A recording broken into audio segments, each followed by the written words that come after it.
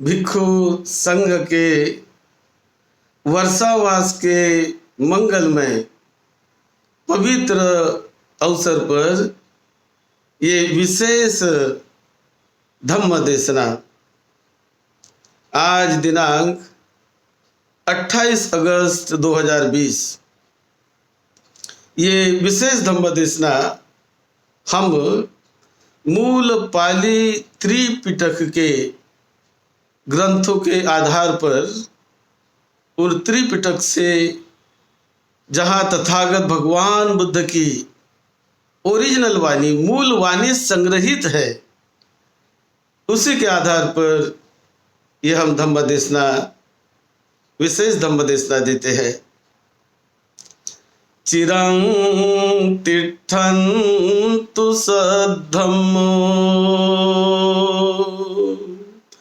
लोको हुन्तु सुखी सदा। सद्धम्म इस पवित्र पावन धरती पर दीर्घ काल तक टिका रहे, दीर्घ काल तक बना रहे और लोग उस सद्धम्म को जानकर, उसको समझकर, उसको सीखकर, उसकी ट्रेनिंग लेकर अपने जीवन को धन्य धन्य बनाए, पवित्र पावन बनाए। यही महाकरुणा तथागत भगवान बुद्ध के हृदय में थी और इसी महाकरुणा भाव से तथागत भगवान बुद्ध ने बहुजन हिताय बहुजन सुखाय के लिए, हर एक व्यक्ति के उत्थान के लिए, हर एक व्यक्ति का अपना जीवन होता है। मेरे जीवन का मुझे कैसे उत्थान करना है, वो रास्ता यदि मैं जान लेता हूँ, समझ लेता हूँ और उस रास्ते पर चलने में प्रमाद नहीं करता, उस रास्ते पर मैं चलता हूँ, तो जीवन आनंदमय सुखमय जाता है, कल्याणमय जाता है। मनुष्य जीवन मिलना बड़ी दुर्लभ बात है, बड़ी दुर्लभ बात है। और फिर मनुष्य जीवन मिलने के बाद सद्धम्म मिलना, सद्धम्म सुनने के लिए मिलना बड़ी दुर्लभ बात है। सद्धम्म हमारे कानों से जाए, सद्धम्म को हम सुने और सद्धम्म का हम स्मरण करें, उस पर चिंतन करें और जीवन में जीते रहे, तो जीवन बड़ा ही धन्य, बड़ा ही मंगलमय होता है। आज हम त्रिपिटक के ग्रंथ से अंगुत्तर निकाय पाली, इस ग्रंथ के कुछ मुद्दों पर, एक दो सूत्र पर हम चर्चा करेंगे। तथागत बुद्ध कहते हैं कि यहाँ भी उन्होंने संपत्ति की बात कही। ये 5 संपत्तियां है जिसे हम धन कहते हैं, दौलत कहते हैं। धन तो एक संपत्ति है, क्योंकि धन का उपयोग हमें दिखाई देता है, लेकिन हर जगह ये धन की संपत्ति ही काम नहीं आती। धन की संपत्ति, धन संपत्ति यानी धन दौलत, जिसे हम कहते हैं जमीन जायदाद, सोना हीरा मानिक मोती, ये तो संपत्ति है ही, उसका भी अपना मूल्य है। लेकिन हर जगह ये संपत्ति काम नहीं आती। दूसरे तथागत भगवान बुद्ध ने जो संपत्ति कही, इसके साथ साथ जो संपत्ति हमें हर आपत्ति विपत्ति में काम आती है, हर प्रसंग में हमें काम आती है, और वो हमारे चित्त का अंग बन जाती है। वो बाहर की संपत्ति नहीं। जैसे मकान, ये तो बाहर की चीज हो गई। उसी प्रकार जमीन, ये तो बाहर की चीज हो गई। पैसा, धन दौलत, ये भी बाहर की चीज हो गई। उसका भी उपयोग है, उसका भी बहुत महत्व है, लेकिन उससे भी अधिक महत्व तथागत बुद्ध ने उस संपत्ति का बताया। बुद्धिमान आदमी ने, प्रज्ञावान आदमी ने उस संपत्ति को संग्रहित करना चाहिए, उसको संचित करना चाहिए, उसे जानना चाहिए, समझना चाहिए, और यह संपत्ति मेरा अंग बने, ये मुझ में आ जाए, ये मेरे साथ हमेशा रहती रहे। तो कौन सी संपत्ति जो हमेशा हमारे साथ रहती है? ये धन दौलत नहीं रहता है। कौन सी संपत्ति साथ रहती है? उसमें बुद्ध कहते हैं, यहां भी बुद्ध ने कहा श्रद्धा संपत्ति, यानी श्रद्धा, जो आस्था हमारे मन में, सद्धम्म के प्रति श्रद्धा, कुशल कर्मों के प्रति श्रद्धा कि मुझे कुशल काम करना है, मुझे अच्छे काम करना है, मुझे लोगों को कुछ अच्छा देना है, लोगों की मुझे सेवा करनी है, उस सेवा करने पर श्रद्धा, मुझे दान देना है, उस दान देने पर श्रद्धा, मुझे विहार में जाना है तो विहार में जाने पर श्रद्धा।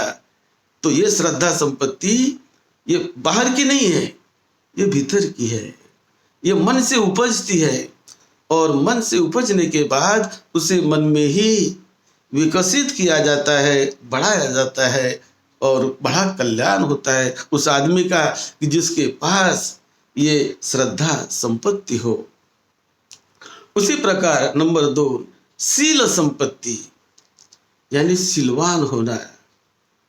शरीर से मुझे शील का पालन करने वाला होना चाहिए, वाणी से मुझे शील का पालन करने वाला होना चाहिए, मैं वाणी से शील का पालन करने वाला बनूंगा, मेरे शरीर से शील का पालन करने वाला बनूंगा, और मेरे मन से शील का पालन करने वाला बनूंगा। तो ये शील का पालन, ये आध्यात्मिक संपत्ति होती है, ये चित्त की संपदा है, ये चित्त का धन है, जो धन बड़ा उद्धार करता है हमारा, बड़ा कल्याण करता है हमारा। कभी आपत्ति विपत्ति आती है तो ऐसे समय बाहर का धन तो कभी दूर ही रह जाता है, हमारा मकान, हमारी जमीन, वो तो दूर ही रह जाती है। हमारा धन दौलत, मेरे बैंक में 5 करोड़ रुपया है तो बैंक में पड़े हैं, लेकिन मैं रास्ते में जा रहा हूं और कहीं रास्ते में जाते जाते कोई सांप पर ही मेरा पैर गिर गया और सांप ने ही मुझे रास्ते में काट लिया, तो कब बैंक का पैसा आएगा? कब वो पैसा मेरा मुझे छुड़ाएगा इस दुख से? रास्ते से जा रहा हूं और जाते जाते कभी पेड़ की डाली, पेड़ ही मेरे ऊपर गिर गया और वहीं मैं दब गया हूं, तो ये मेरा बैंक का पैसा क्या करेगा? कैसा दौड़ेगा, कैसा संरक्षण करेगा? लेकिन यदि हमारे साथ पुण्य बल हो, यदि हमारे साथ ये आध्यात्मिक संपत्ति हो, तो पेड़ गिरेगा लेकिन थोड़ा सा अंतर छोड़कर गिरेगा। पुण्यवान आदमी की रक्षा होते रहती है। इसी प्रकार कभी सांप जाएगा भी, नजदीक से सांप गया, सर्प नजदीक से गया, लेकिन थोड़े के अंतर से बाल वो पुण्यवान व्यक्ति, शीलवान व्यक्ति कभी बच जाता है, पुण्यवान व्यक्ति बच जाता है। इसीलिए इसे कहते हैं आध्यात्मिक संपदा, जो हमारे साथ चलती है एक छाया की तरह। जिस प्रकार हमारी छाया, हमारी छवि, ये हमारे साथ साथ चलती है। हम कहीं भी जाए तो हमारी छाया हमारे साथ है। हम चाहे नदी में से यात्रा करें तो वहां भी छाया हमारे साथ है, हम समुद्र में से यात्रा करें तो वहां भी छाया हमारे साथ है, हम जंगल में से यात्रा करते हैं तो वहां भी छाया हमारे साथ है, हम खेत में से गुजरते हैं वहां भी छाया हमारे साथ में है। हम जहां कहीं जाते हैं तो छाया ये हमारे साथ साथ होती है। इसी प्रकार ये जो आध्यात्मिक संपत्ति है, ये हमेशा साथ साथ ही चलती है। तो शील संपत्ति, शील संपदा। फिर उसके बाद नंबर 3 पर बुद्ध कहते हैं श्रुत संपत्ति, यानी श्रुत संपदा। श्रुत यानी धम्म को श्रवण करना, ज्ञान का श्रवण करना, विशेष धम्म ज्ञान का। तो ये जो संपदा होती है धम्म ज्ञान की, जितना हम सुनेंगे, जितना बार बार बार बार हम सुनते रहेंगे सद्धम्म को, उतना वो बढ़ते जाता है, उतना उस पर माइंड विचार करने लगता है, ब्रेन विचार करने लगता है। जब सुनता है तभी हम विचार करेंगे। यदि किसी व्यक्ति ने सुना ही नहीं, कान के शब्द उसके कान पर धम्म के शब्द गए ही नहीं, तो उसका ब्रेन, उसका माइंड विचार नहीं कर सकता है, कभी विचार नहीं करेगा। तो विचार करने के पहले की जो स्टेप होती है वो होती है सुनना। जब सुनेगा तो विचार करेगा कि क्या मैंने सुना, ये क्या सही है, क्या गलत है, क्या है, कैसा है, इस पर विचार करता है आदमी सुनने के बाद। यदि सुनता ही नहीं तो कभी उसका ब्रेन, उसका माइंड, उसका मन कभी विचार नहीं करता। वो वंचित रह जाता है उस विचारों से, वो वंचित रह जाता है उस चिंतन से, विचार से, वंचित रह जाता है उस धन संपदा से। इसीलिए ये श्रुत संपत्ति यानी सुनना, ये भी संपत्ति है, धन है। हमेशा अपने लड़के बच्चों को धम्म सुनाया करो, हमेशा स्वयं धम्म सुनते रहो, अपने माता पिता को धम्म सुनाते रहो, अपने भाई बहन को धम्म सुनाते रहो। सुनने दो, जब वो सुनेगा तो विचार करेगा, सुनेगा ही नहीं तो कभी विचार नहीं कर सकता है, कभी विचार नहीं कर सकता है। इसीलिए सुनना, सुनने के बाद अच्छा है या नहीं है, अपने आप उसका मन विचार करने लगेगा, अपने आप विचार करने लगेगा।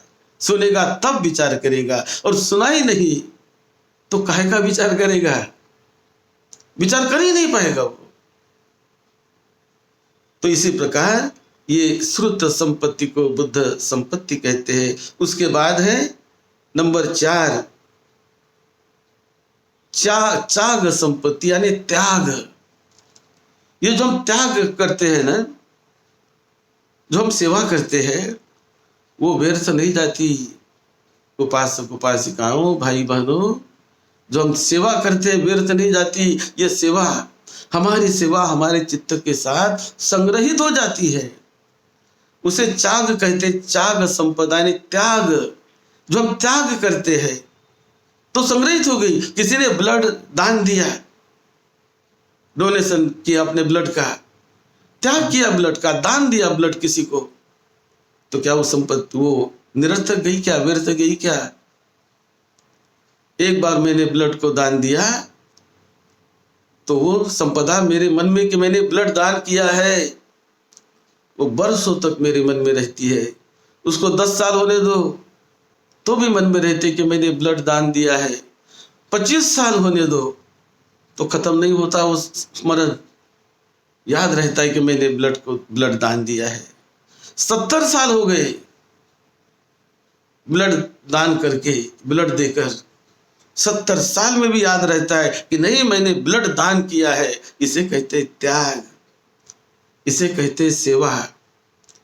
जो सेवा हम करते हैं, अपने परिवार के लोगों की सेवा करते हैं, अपने बूढ़े वृद्धों की सेवा करते हैं, माता पिता की सेवा करते हैं, तो ये सेवा, त्याग, इसे कहते हैं संपदा, कहते हैं संपत्ति कहते हैं। ये कभी व्यर्थ नहीं जाती। इसलिए तथागत बुद्ध सिखाते हैं, जिस प्रकार माता, जो माता अपने बच्चों को बचपन से सिखाती है अच्छा रहना, अच्छा बोलना, क्योंकि वो माता का हृदय होता है। माता हमेशा अपने बच्चों को ऐसा रहो, ऐसा करना चाहिए, ऐसा नहीं रहना चाहिए, ऐसा रहना चाहिए, इस प्रकार से ये करना चाहिए, ऐसे हमने बुद्ध विहार में जाना चाहिए, ऐसे वंदना के लिए बैठना चाहिए, ऐसी वंदना करनी चाहिए, ऐसे सूत्र पाठ करना चाहिए। ये कौन सिखाती है? ये माता सिखाती है। माता पिता सिखाते हैं। यदि नहीं सिखाया माता पिता ने तो अपने आप वो बच्चा वंदना नहीं कहने वाला है, वो सूत्रपाठ नहीं करने वाला है, अपने आप वो बच्चा विहार में नहीं जाने वाला है। क्यों जाएगा विहार में? क्या उसको मालूम क्या विहार होता है?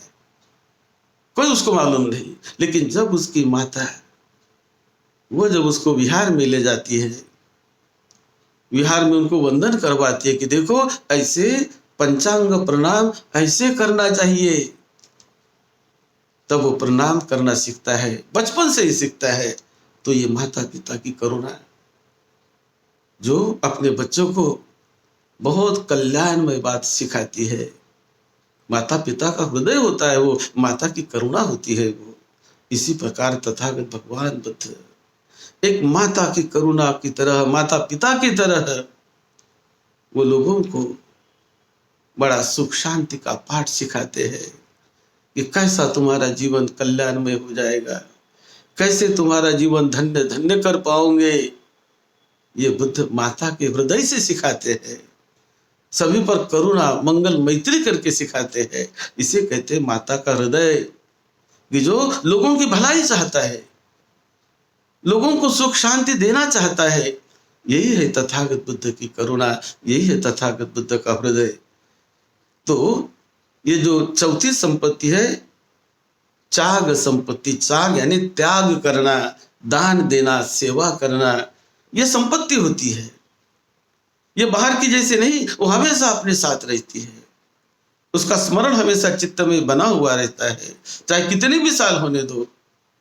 मैंने कहीं बिहार में जाकर दान दिया, मैंने किसी बिहार में जाकर 50 किलो दान दिया, कोई 100 किलो का मैंने दान दिया, त्याग किया मैंने, तो संपदा साथ में रहती है, वो मन में संचित होती रहती है, संग्रहित होती रहती है, इसीलिए उसे संपदा कहा गया है।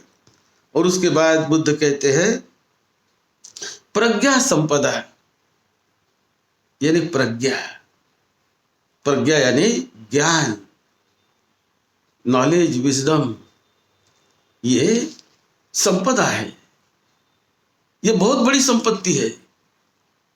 ज्ञान के बल पर, प्रज्ञा के बल पर आदमी कहां से कहां पहुंच जाता है, क्या का क्या बन जाता है। तो यह है प्रज्ञा की शक्ति। प्रज्ञा एक शक्ति है, एक संपदा है, शक्ति है, और इसीलिए प्रज्ञा को बढ़ाना चाहिए हमेशा हमेशा। जितना हम प्रज्ञा बढ़ा सके, ज्ञान को बढ़ा सके, उस ज्ञान को हमेशा हमने बढ़ाने का प्रयास करना चाहिए। उसके बाद और भी तथागत बुद्ध एक सूत्र में कहते हैं 5 धर्मों से युक्त जो भिक्षु होता है वो आह्वान करने योग्य होता है, दान देने योग्य होता है। कौन होता है दान देने योग्य? किसको हमने दान देना चाहिए? ये तथागत बुद्ध ने बड़ी अच्छी तरह समझाया कि ये 5 गुण जिन भिक्षु में होते हैं वो दान देने योग्य होता है, आह्वान करने योग्य होता है, वो मेहमान बनाने के योग्य होता है कि आइए हमारे यहाँ, आइए आप, आइए हमारे यहाँ, आपकी सेवा करने का हमें अवसर दीजिए। इस प्रकार का आग्रह करने योग्य होता है वो भिक्षु कि जिनमें ये 5 गुण होते हैं। वो 5 गुण तथागत बुद्ध बताते हैं। तो वो आह्वान करने योग्य होता है, पाहुना यानी मेहमान बनाने का योग्य होता है, वो दक्षिणा देने योग्य होता है कि जिसको मैं दक्षिणा दूं, वंदन करके मैं उनको दान दूं, उनकी सेवा करूं, ऐसा होता है। वो हाथ जोड़ने योग्य होता है। आहुनेयो पाहुनेयो दक्षिणेयो, ऐसा जो वंदना में कहते हैं ना हम, आहुनेयो पाहुनेयो दक्षिणेयो अनुत्तरं पुण्यं खेतं लोकस्साति, यानी जो मेहमान बनाने योग्य है, सम्मान करने योग्य है, सत्कार करने योग्य है, दक्षिणा देने योग्य है, दान देने योग्य है, हाथ जोड़ने के योग्य है, इस लोक में, इस मनुष्य लोक में वो पुण्य का क्षेत्र है। जहां थोड़ा भी पुण्य हमने, पुण्य के बोझ, सेवा के बोझ, त्याग के बोझ थोड़े भी दे दिए तो अधिक फल देने वाला होता है। ऐसा पुण्य क्षेत्र यानी जमीन, जमीन तो जमीन, जमीन को जमीन ही कहते हैं, लेकिन सभी जमीन एक जैसी नहीं होती। जमीन जमीन में अंतर होता है। कहने के लिए तो जमीन ही है, लेकिन एक जमीन होती है कि जहां पथरीली जमीन होती है, वहां कंकर पत्थर वाली जमीन होती है, कुछ जमीन रेती वाली जमीन होती है, कुछ जमीन ये जिसको पेड़ पौधे वाली जमीन होती है कि जहाँ छोटे मोटे पेड़ है, ऐसी जमीन होती है। कुछ जमीन उबड़ खाबड़ जमीन होती है, ठीक नहीं होती, कंकर पत्थर वाली जमीन होती है। और कुछ जमीन बहुत सरल समान और बड़ी सुपीक होती है, बहुत बहुत फल देने वाली, बहुत उपज देने वाली जमीन होती है। सभी जमीन उपज देने वाली नहीं होती। कहने के लिए जमीन ही होती है, लेकिन अलग अलग प्रकार की जमीन हम देखते हैं। उसी प्रकार तथागत भगवान बुद्ध कहते हैं कि जो तथागत बुद्ध का भिक्षु संग है, जो सिलवान भिक्षु होता है, जो ज्ञानी भिक्षु होता है, जो ध्यान भावना करने वाला भिक्षु होता है, ध्यानी भिक्षु होता है, वो पुण्य क्षेत्र या पुण्य भूमि जिसे माना जाता है कि वो सेवा करने योग्य है, वो वंदना करने योग्य है, हाथ जोड़ने योग्य है। इस प्रकार जो 5 गुण, वो कौन से 5 गुण? तो पहला गुण कि वो भिक्षु शीलवान हो, शील का पालन करने वाला हो, शील के प्रति बहुत जागरूक रहकर वो रहने वाला हो। तो ये है एक गुण। ऐसे गुणी व्यक्ति का सम्मान जहां तहां होता है, ऐसे का सम्मान करना चाहिए। दूसरा, वो समाधि युक्त हो। समाधि का मतलब ध्यान करने वाला हो, विपश्यना करने वाला हो, विपश्यना को जानने वाला हो, समझने वाला हो। तो ऐसा यदि भिक्षु मिलता है और उसको यदि हम दान देते हैं तो सही माने में वो अधिक फल देने वाला होता है। इसे बड़ा पुण्य क्षेत्र माना जाता है। उसी प्रकार नंबर 3, वो प्रज्ञा युक्त हो।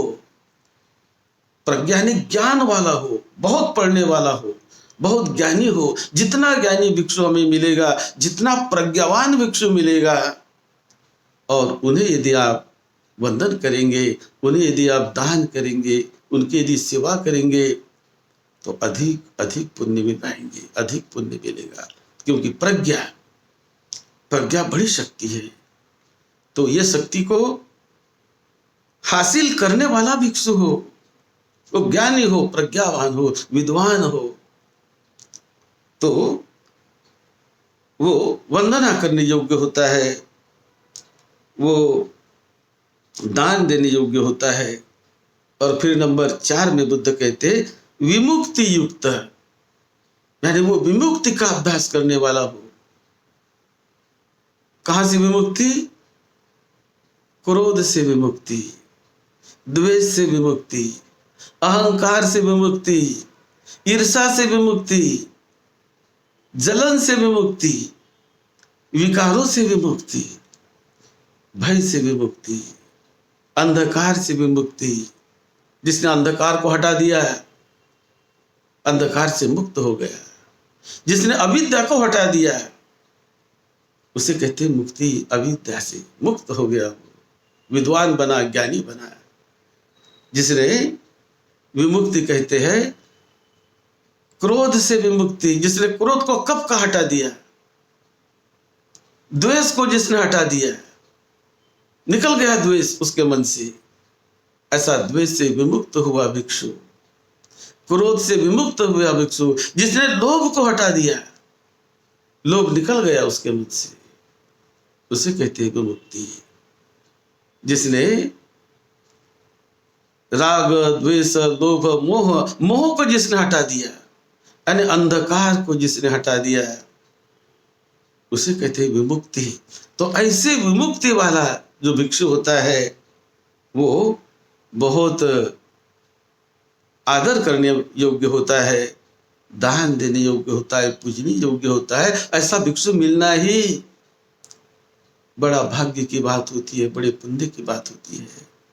ऐसा ज्ञानी भिक्षु मिलना कि जो ये ज्ञान को अपने भीतर संग्रहित करने वाला हो, संग्रहित करता हो, ऐसा व्यक्ति मिलना भी बड़ा दुर्लभ होता है, बड़ा दुर्लभ होता है। और फिर 5वें बुद्ध कहते हैं कि विमुक्ति ज्ञान दर्शन युक्त भिक्षु, यानी विमुक्ति का तो उसने अभ्यास किया, जाना, लेकिन उसका दर्शन वो करे लोगों को, वो विमुक्ति का दर्शन कराने वाला हो, वो लोगों को विमुक्ति के रास्ते पर ले जाने वाला हो। वो इस प्रकार यदि जो विमुक्ति ज्ञान दर्शन को जो स्वयं अंगीकारता है, स्वयं उस रास्ते पर चलता है, रात दिन रात उसका चिंतन करता है, मनन करता है, और लोगों को भी उस रास्ते पर जो ले जाता है, ये गुण जिन भिक्षु में होते हैं उसे कहते हैं पुण्य खेतं लोकस्साति आहुनेयो पाहुनेयो दक्षिणेयो अनुत्तरं पुण्यं खेतं लोकस्साति। अनुत्तर यानी इससे बढ़कर कोई पुण्य क्षेत्र नहीं है कि सिलवान की हम पूजा करें, गुणवान की हम पूजा करें, ज्ञान की पूजा करें, प्रज्ञा की पूजा करें, त्याग की पूजा करें। तो यही तो पूजा श्रेष्ठतम होती है। किसी पेड़ की पूजा करने से ये पूजा श्रेष्ठ होती है ना, किसी पर्वत की पूजा करने से ये पूजा तो श्रेष्ठ होती है, किसी काल्पनिक पेड़ पौधों की पूजा करने से तो ये ज्ञान की पूजा श्रेष्ठ होती है, जीते जी आदमी की पूजा। क्योंकि ये जो ज्ञान है, ये ज्ञान केवल किताब में नहीं रहता, प्रज्ञा का ज्ञान, शीलों का ज्ञान, त्याग का ज्ञान, समाधि का ज्ञान, ये सारा ज्ञान जीवित ज्ञान दिखना चाहिए, जीवन में उतरना चाहिए। जब ये ज्ञान जीवन में उतरता है तो धन्य हो जाता है उसका जीवन, और वह आदमी औरों की भी जीवन को धन्य करने वाला होता है, और उनके भी जीवन को कल्याण में रास्ते पर ले जाने वाला होता है। इसे कहते हैं बहुजन हिताय बहुजन सुखाय, के रास्ते पर वो लोगों को ले जाने वाला होता है। और जब एक श्रद्धावान माता पिता अपने बच्चों को ऐसे ज्ञानी व्यक्ति से परिचय करवाते हैं, अपने बच्चों को ऐसे ज्ञानी भिक्षुओं से मिलाते हैं, अपने बच्चों को सिलवान लोगों से मिलाते हैं, अपने बच्चों को विहार में ले जाते हैं, अपने बच्चों को धम्म सिखाते हैं, अपने बच्चों को वंदना सिखाते हैं, तो देखिए वंदना कहने वाला बच्चा और वंदना न कहने वाला बच्चा, आप देखिए फर्क, देखिए आपके अड़ोस पड़ोस में फर्क देखो, जानो, समझ में आएगा। और वंदना भी कैसी करना चाहिए, उसकी भी टेक्निक है। क्या लाभ होते हैं वंदना के, वो भी जानना चाहिए। केवल वंदना नहीं, उसके लाभ क्या होते हैं, कैसी करनी चाहिए वंदना, उस पर भी हमने हमारे YouTube चैनल में वंदना के जो 22 लाभ होते हैं, वो देखिए कौन से 22 लाभ है वंदना की, कैसी वंदना करनी चाहिए, क्या टेक्निक होती है वंदना करने की, वो देखिए हमारे YouTube चैनल में जाकर, वहाँ पर YouTube में जाकर अपने मोबाइल पर सर्च में जाकर डॉक्टर भदंत राहुल बोधी ऐसा नाम लिखिए, डॉक्टर भदंत राहुल बोधी नाम लिखिए, और वहाँ देखिए वंदना के 22 लाभ कौन से है। सुनिए, बार बार सुनिए, अपने लड़के बच्चों को सुनाइए, भाई बहन को सुनाइए। ये बुद्ध की वाणी है, तथागत बुद्ध की वाणी है, जो बुद्ध ने लोगों के हित और सुख के लिए जीवन भर सिखाया, और वही त्रिपिटक में संग्रहित की हुई है। बड़ा कल्याण होगा, धन्य हो जाएगा आपके लड़कों बच्चों का जीवन, आपके परिवार का जीवन, आपका जीवन धन्य हो जाएगा। आप सबको निरोगत्व मिले, दीर्घायुष्य मिले, लंबी उम्र मिले और धम्म हमेशा आपका संरक्षण करता रहे। छाया की तरह आपके साथ धम्म हमेशा आपके साथ रहे, आपकी चित्त धारा के साथ बना रहे। यही मंगल मैत्री के साथ सद्धम्म की सेवा में, आपकी सेवा में डॉक्टर भदंत राहुल बोधी महाथेरो। 2 तारीख को आने वाली जो पूर्णिमा है 2 सितंबर को, तो उसका भी लाभ लेवे। अपने घर घर में अष्टशिल व्रत का आप पालन करने का प्रयास करिए। अष्टशिल व्रत दिया जाएगा, पंचशील भी दिया जाएगा। जिनको पंचशील का पालन करना है अपने घर में पंचशील का पालन करिए, और जिन्हें अष्टशील का पालन करना है अपने घर में पालन करिए। तो सर्वोदय बुद्ध विहार, सर्वोदय महाबुद्ध विहार, तिलक नगर, चेंबूर, मुंबई 89, यहाँ पर वो 2 तारीख को आने वाली जो पूर्णिमा है, भाद्रपद पूर्णिमा, तो उसका कार्यक्रम सुबह 6:30 बजे से शुरू होगा। आप भी उसका लाभ लीजिए और अपने दोस्त मित्रों को कहिए ऑनलाइन उसका लाभ लीजिए। आप सबका मंगल हो, सबका मंगल हो।